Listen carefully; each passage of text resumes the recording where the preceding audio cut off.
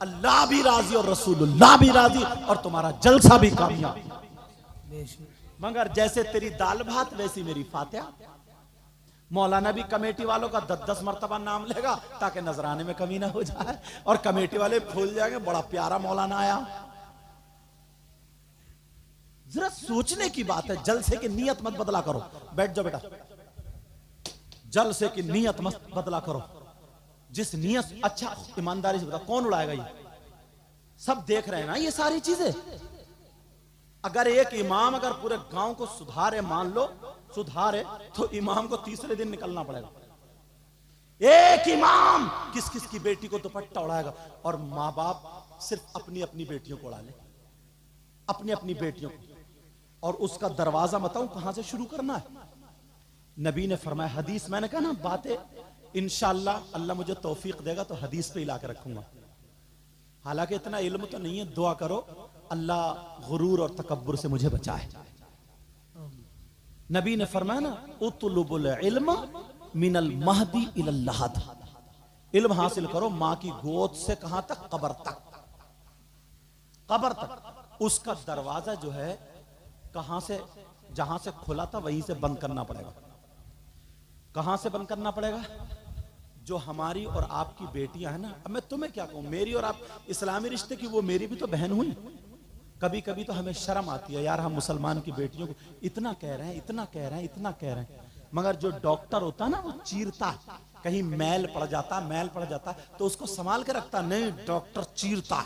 चीरने के बाद तो वो मरीज चीखता, दर्द होता, तकलीफ होती, फिर वो दवा के मैल निकालता है। जब मैल निकल जाता है सुकून मिलता नहीं मिलता है? मुझे वो डॉक्टर समझो, मैं तुम्हारा दुश्मन नहीं हूं। समाज में जो मैल पड़ गया ना, मैल, चीखोगे तो चिल्लाओगे तो लेकिन दबा दबा के निकालूंगा। और जब निकल जाएगा ना तो तुम कब्र में आराम से सोगे। शर्त यह है तुम इमामों का साथ, हर माँ बाप हम जैसे मौलानाओं का साथ दोगे तभी काम होगा। हम कितने चीखते रहे, चिल्लाते रहे, कुछ भी कर नहीं होगा। सिर्फ एक बाप की 2 बेटियां 3 बेटियां माँ बाप की, वो उन पे कंट्रोल कर सकता है। हर आदमी, पड़ोस से ना कहे, मोहल्ले से ना कहे, हर आदमी अपनी अपनी घर पे कंट्रोल कर ले। ये मेरी बात नहीं। अब दरवाजा खुला कहां से था बताओ? ठंडे दिमाग से सुनो। ये मोबाइल जो है ना, मोबाइल क्या है बोलो? मोबाइल, ये बड़ा वाला मोबाइल, ये जो हमारी और आपकी बेटियों पे है, इतना बता दो, इस मोबाइल की हमारी आपकी बेटी को जरूरत क्या थी? सिर्फ इस चीज का जवाब दो।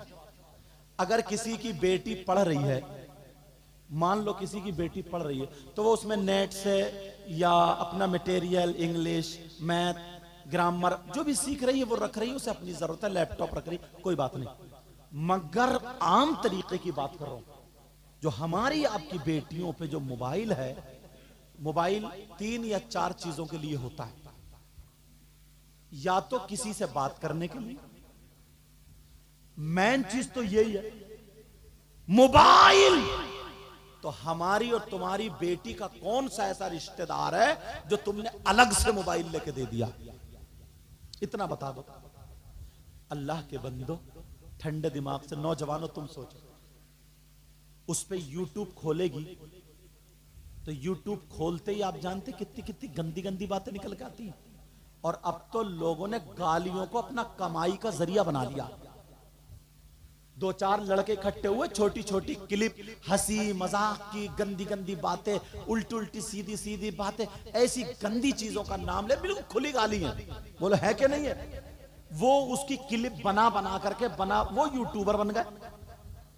वो बना बना के छोड़ रहे हैं, उनके व्यूज बढ़ रहे हैं, उनके क्या बोलते हैं, सब्सक्राइब वो बढ़ रहे हैं, और बस उनकी तनख्वाह 70,000 80,000 आ रही है। मगर ये नहीं देख रहे हैं गालियों से समाज में इससे आग लग गई, आग।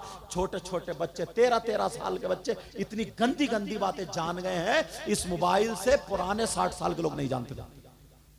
पहले जब लड़की की शादी होती थी तो मां को बताना पड़ता था, बेटे ऐसा होगा ऐसा होगा। अब तो 15 साल की बच्ची सारी बातें जानती है, इतनी बातें जानती है, बस मैं मैक पे बता नहीं सकता हूं। ये बताओ ये मोबाइल के जरिए हुआ है या नहीं हुआ। यूट्यूब देखेगी तो कहां देखेगी, फेसबुक चलाएगी तो किससे चलाएगी, व्हाट्सएप चलाएगी तो किससे चलाएगी। किसकी ऐसी बेटी है जो मोबाइल के बगैर पूरा खानदान भूखा मर जाएगा। ट्रक चल रहे हैं, बसें चल रही है, हवाई जहाज चल रहा है, हेलीकॉप्टर चल रहा है, पूरे कारोबार मोबाइल चल रहा है। अरे क्या हुआ इस मोबाइल से? अल्लाह के बंदो जरा सोचो, बेटियों को, औलाद को उससे बचाओ जो हमारी बेटियों का कदम गलत तरफ जाए। आज ये मोबाइल के जरिए जो लड़की शाहबाजपुर कला से निकल के कभी बाहर नहीं गई, उसके पास बंबई का फैशन देख लो, उसकी आस्तीन यहां तक देख लो, उसका गला चिरा हुआ देख लो, उसके बाल देख लो, उसके खाने का ढंग फिल्मों जैसा, उसके पहनने ओढ़ने का ढंग फिल्मों जैसा, उसके चलने का ढंग यहूदो नसारा जैसा। वो गंदी गंदी औरतें जो अपना जिस्म दिखा दिखा करके, छोटे छोटे कपड़े या फटे हुए कपड़े, अपना जिस्म दिखा दिखा करके जो अपने आप को ऊंचा बना रही है, वो तरीका हमारी बेटियों में आ गया है। मुसलमानों, हमारी बेटियों को इस कल्चर ने नंगा कर दिया, नंगा। अरे इस्लाम की तहजीब सुनाओ, नबी ने सबसे अच्छी तरबियत अपनी बेटी को दी थी। मेरे नबी की बेटी कहती है, और नबी का फरमान भी है, औरतों के पास सबसे ज्यादा कीमती चीज उसके कपड़े नहीं है, उसका सोना नहीं है, उसकी चांदी नहीं है, उसके रुपये दौलत नहीं है, जमीन जायदाद नहीं है। फातिमा से पूछा गया तो फातिमा ये कहती है, औरतों के पास सबसे ज्यादा कीमती चीज उसकी शर्म हया है, गैरत है, इज्जत है। अगर जिस औरत की शर्म हया, गैरत, इज्जत नहीं है, वो औरत नहीं, आधा मर्द होगा। ऐसी औरत से भी पर्दा। सोचने की बात, अब कितनी लड़कियां हमारे तुम्हारे घर में वो औरतों का, बाद में हम किरदार से नारा लगाएं, प्यारो ऐसे काम करो जिससे अल्लाह और रसूल राजी हो जाए।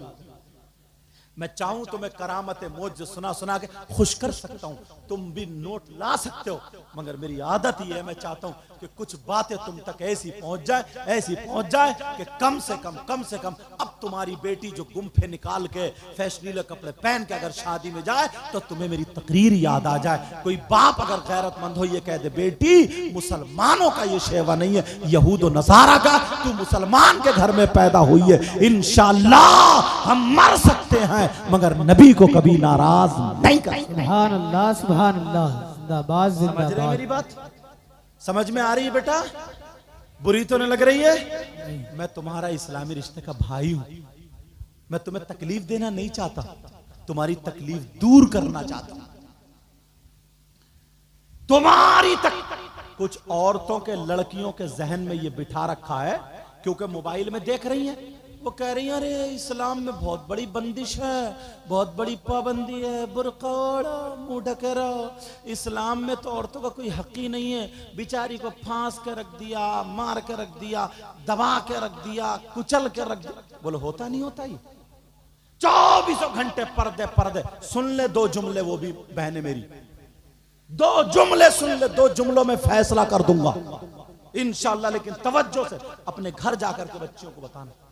तुम पर्दे की बात कर रहे हो, गिलाफ की बात कर रहे हो, कपड़े की बात कर रहे हो, ढकने की बात कर रहे हो। सुनो, कितनी किताबें होती हैं, हिंदी, इंग्लिश, सारी किताबें होती है ना, बड़ी बड़ी कीमती किताब होती है, मगर किसी किताब पे गिलाफ नहीं चढ़ाया जाता है। सबसे मुअज़्ज़म मुक़द्दस किताब है अल्लाह का कलाम कुरान पाक, उस पे क्या चढ़ाया जाता है? बोलो बोलो, गिलाफ। उसे पर्दे में रखा जाता है, बताया जाता है जिस पे पर्दा है, गिलाफ है, वो मुतबर्रक और कीमती चीज। कितने कितने 10-10 लाख के, 2-2 करोड़ के मकान हमने देखे, बोलो है कि नहीं ऐसे? कितनी कीमती मकान, महल बने हुए, मगर किसी मकान पे गिलाफ नहीं चढ़ता। दुनिया के सारे मकानों से अफजल मकान क्या है? खाने काबा है। गिलाफ खाने काबा पे जो मुअज़्ज़म होता, मुकर्रम होता, उस पे गिलाफ होता। मेरी बहन सुन ले, इस्लाम ने तेरा मर्तबा पर्दा दे करके घटाया नहीं है, तेरा मर्तबा बढ़ाया है। दुनिया दुनिया के किसी भी धर्म में, किसी भी मजहब में कोई औरत ऐसी नहीं है जो वली को जन्म देती हो, गौस को जन्म देती हो, कुतुब को जन्म देती हो, अब्दाल को जन्म देती हो, हाफिज को जन्म देती हो, कारी को जन्म देती हो, आलिम को जन्म देती हो। सिर्फ मजहब इस्लाम है, इस्लाम की शहजादी अगर जन्म देने पर आए तो कभी सिद्दीक अकबर को जन्म देती है, फारूक आजम को जन्म देती है, उस्मान गनी, मौला अली, हसन हुसैन, गौसे पाक को जन्म देती है, गरीब नवाज को जन्म देती है, साबिर पाक को जन्म देती है, मखदूम पाक को जन्म देती है, वारिस पाक को जन्म देती है, निजामुद्दीन को जन्म देती है, शामदार पाक को जन्म देती है। वालियों को जन्म देने वाली औरत है। वो दादा, वो जावा, नुकाबा, गौस, कुतुब, अब्दाल, हाफिज, कारी, आलिम को जन्म देने वाली इस्लाम की शहजादी। सुभान अल्लाह, जिंदाबाद जिंदाबाद।